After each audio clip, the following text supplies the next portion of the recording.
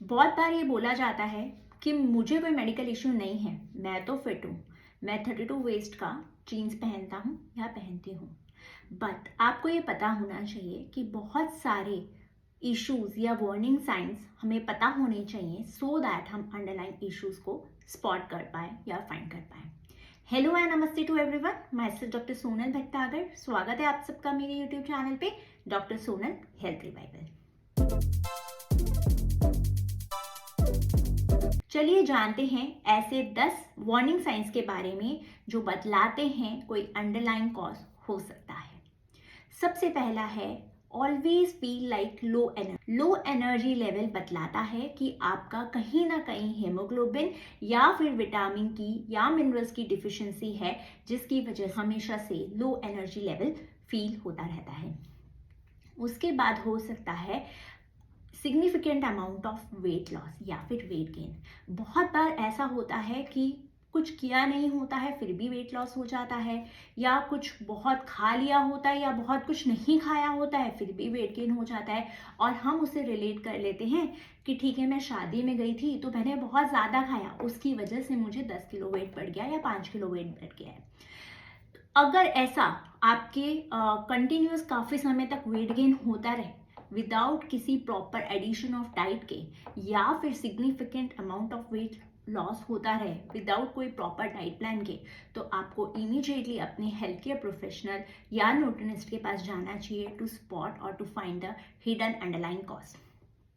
उसके बाद है बोवेल हैबिट्स। बहुत बार ऐसा होता है कि आज सपोज डायरिया हुआ तो अगले दिन कॉन्स्टिपेशन या फिर कभी ब्लड आ सकता है स्टूल में, तो ये बहुत बड़ा मार्कर है टू शो कि कुछ ना कुछ अंडरलाइन इशू या अंडरलाइन कॉज है।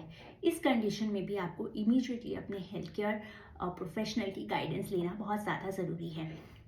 उसके बाद मैं आपको बताऊंगी 3S के बारे में। पहला है स्किन इश्यूज।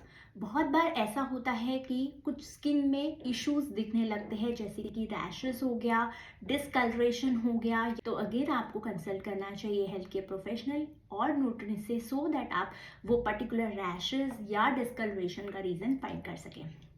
दूसरा एस है स्ट्रेस। बहुत बार ऐसा होता है कि आप कंटिन्यूअस काफ़ी टाइम से स्ट्रेस में हैं, उसकी वजह से आपको वेट गेन हो रहा है, या फिर आप प्रॉपर तरीके से लाइफस्टाइल नहीं जी पा रहे, या फिर हमेशा माइंड में एक नेगेटिविटी बनी हुई है। तो स्ट्रेस को रिलीव करने के लिए डाइट रिलेटेड फैक्टर्स या फिर अदर फैक्टर्स भी हो सकते हैं, अगेन उसके लिए कंसल्ट करना एडवाइसेबल माना जाता है।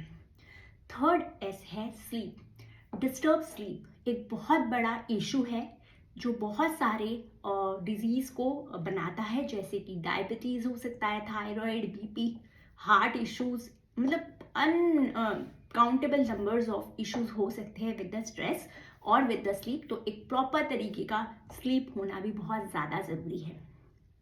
उसके बाद मैं आपको बताऊंगी कि हंगर रिलेटेड इशू।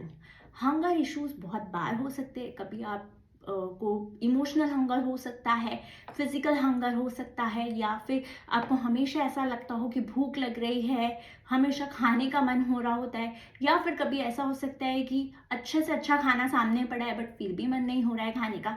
तो ये बहुत सारे अंडरलाइन डाइजेस्टिव इश्यूज को बतलाता है और इसको इमीडिएट इफेक्ट पे ट्रीट करना या डायग्नोज करना बहुत ज़्यादा इंपॉर्टेंट होता है। उसके बाद आता है फैट परसेंट। हम सबको ही पता है बॉडी में दो तरीके के फैट होते हैं, एक होता है मसल फैट, एक होता है बॉडी का एक्चुअल फैट। तो एक्चुअल फैट जो है उसका क्वांटिटी एक तरीके से डिटरमाइन है कि कितना होना नॉर्मल कंसीडर किया जाता है।